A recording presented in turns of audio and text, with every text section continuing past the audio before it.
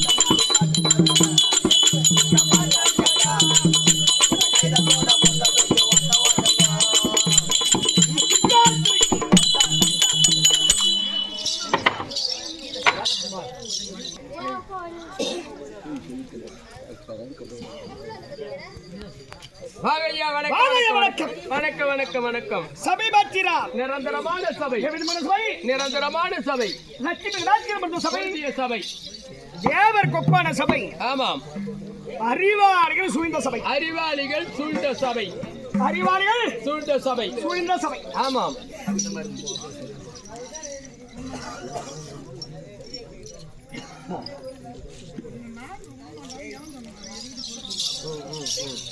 தண்டிருந்தது அவன் கரத்தில், தண்டிருந்தது அவன் கரத்தில், தண்டிருந்தது அவன் கரத்தில், தண்டிருந்தது அவன் கரத்தில், இவன் கரத்தில் பண்டிருந்த மிழ் குடல் மேல் மாசிருந்தால் இறைவிருந்தால், இறைவிருந்தால் கண்டிருந்தார் கருதலர் உண்டு இருந்து வாழ்வதற்கு வழி உரைப்பீரே. ஆமாம், இங்க போல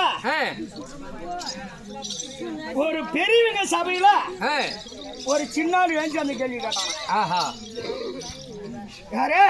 பெரியவங்க சபையில சின்ன பையன் எந்த கேள்வி கேட்கிறான்? ஆமா, பகவானே ஒரு ஆள் கேள்வி கேட்டான். ஆமா, எல்லாருக்கும் அறிவுரை முன் உதாரணம் சொல்லுவாரு பகவான் தானா? ஆமா, அந்த பகவானே ஒரு ஆள் கேள்வி கேட்டானா? யாருல்ல சாத்துக்கு கேட்கிறானா பகவானா? ஆஹா, எப்படி சாத்தைக்கு கேட்கிறாரு? அதாவது பாஞ்சாலிய தொழில் உரியும் பொழுது இவன் ராஜாக்களும் துரியோதனுக்கு அடிமை ஆயிட்டாங்க. அடிமை ஆகும் போது இவன் ராஜாக்கள் என்ன செய்ய விழுந்திராம தலை குனிஞ்சு நிக்கிறாங்களாம். ஆமாம், என்ன எல்லாரும் தோத்தாச்சு. ஆமாம், நாடு நகரம். ஆமாம், எல்லாரும் தோத்தாச்சு. இவன் ராஜாக்களையும் வச்சு தோத்தாச்சு. ஆமாம், இப்ப என்ன செய்யறதுன்னு ஒண்ணு தெரியல. பாஞ்சாலி தொழில் ஒரு பொழுது யாரும் எதுவும் கேட்கவும் முடியல இல்லையா?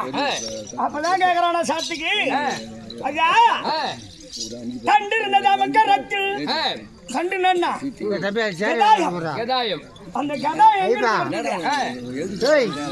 அது யாரிடத்தில் இருந்த கதாயம்னா யமனிடத்தில் இருந்த கதாயம். அந்த கதாயம் அதாவது பாசக்கயிறை உயிர் பிடிக்கும் போது என்று 16 என்று சொல்லக்கூடிய சிறுதுணைக்கு காட்சி அளிக்கும் பொழுது மார்கண்டேயர் என்று சொல்லக்கூடிய லிங்காதர பூஜை செய்யும் பொழுது யமனோட பாசக்கயிறு போட்டாராம். அப்ப யமன் பாசக்கயிறு போடும் பொழுது அந்த லிங்கத்தை அணைக்கும் பொழுது சிவன் மேலே சேர்ந்து போட்டதாம். எழுந்தார் சிவன் எழுத்தார் யமனை. அந்த கஜில் இருந்த கதாயம் நாகுலோகத்துல போய் இருந்ததான். நாகுலோகத்துல இருந்து கிடைச்சது அந்த கதாயம். ரொம்ப நேரம் போகணும் இல்லையா? அப்படியாப்பட்ட கதாயம் பீமனிடத்தில் யார் அசைக்க பார்த்தார்கள், அந்த கதாயத்தை யாராலையும் அசைக்க முடியவில்லை. அப்படியாப்பட்ட கதாயம் வைத்திருக்கிறான் பீமனானவன். அப்படியாப்பட்ட பீமனே இந்த கதாயத்துக்கு யாராலையும் பதில் சொல்ல முடியலையே. அப்படியாப்பட்ட கதாயம் பலம் பொருந்திய பீமன் அங்க மௌனமாக அமர்ந்தாங்க. நம்ம எல்லாம் தோர்த்து விட்டோமே, பாஞ்சாலி யாரும் எது கேட்க முடியாதுன்னு அந்த இடத்துல அமைதியாக காட்டினா பீமன் தண்டி இருந்தது அவன் கரத்தில் தண்ணி வருது இவன் கரத்தில் அர்ஜுன் தனு இருந்ததா. அந்த தனு எடுத்து இப்படி கையில் என்ன எதற்கு யாருமே பதில் சொல்ல முடியாது. அப்படியாப்பட்ட தனு வருது அவன் கரத்தினால் பாஞ்சாலி கூந்தலானது மேகத்தை போல கருமையான நிறமா கூந்தானது. மாசி இருந்தால் நினைவு இருந்தால் கண்டுடந்தோ வண்டு வந்து கூடு கட்டு நினைக்குமா பாஞ்சாலியுடைய கூந்தல்ல அப்படியாப்பட்ட கூந்தல முடியாம இருக்கிறது. பகவானே உண்டு இருந்து வாழ்வதற்கு நீங்கள் வழி சண்டை சச்சரவு இல்லாம சமாதானமா அங்க இருந்து சொல்றதை விட்டுட்டு இவங்க எல்லாம் நின்று விட்டு வேலைக்கு பாக்குறாள் நீதான். அப்படிப்பட்ட சாத்துக்கு பகவானே கேள்வி கேட்டான் இல்லையா? எல்லாருக்கும் வல்லவனுக்கு வல்லவன் வையகத்தில் உண்டு இல்லையா? எல்லா ஊரோட பரிக்கில் வந்து பெருமைக்குரிய ஊரு இல்லையா? நாடகக்காரர் வராங்கன்னா நாடகத்தை கத்துக்கணும்னு இந்த ஊருக்கு வரணும். அப்படிப்பட்ட ஊரு இந்த பரிக்கில் இல்லையா? என்னக்கா கதிர்வேல் தாத்தான்னா பாப்பிச்சேரி கதிர்வேல் தெரியாத ஆளுங்க இந்த பக்கத்துல யாரும் கிடையாது அப்படின்ற மாதிரி அந்த ஆளையும் அசைத்து பார்த்த ஊரு இந்த ஊருன்னு சொல்லுவாங்க. பரிக்கல் மட்டும்தான். ஆமா, ஏழ்மன மாமனும் இப்பவும் சொல்லுவாரு பரிக்கல்னு ஒரு எச்சரிக்கை தான் வருவாரு. அப்படியாப்பட்ட ஊர் இது. கலை யுத்தாதிகள் அமர்ந்த ஊர் இது. யார் என்ன சொல்கிறார்கள், யார் எப்படி பேச போகிறார்கள், எப்படி வேடம் தரிக்கிறார்கள் அப்படின்னு எல்லாத்தையும் ஒவ்வொரு விஷயத்தையும் பக்குவம் பார்க்கக்கூடிய இடம் இந்த இடம்.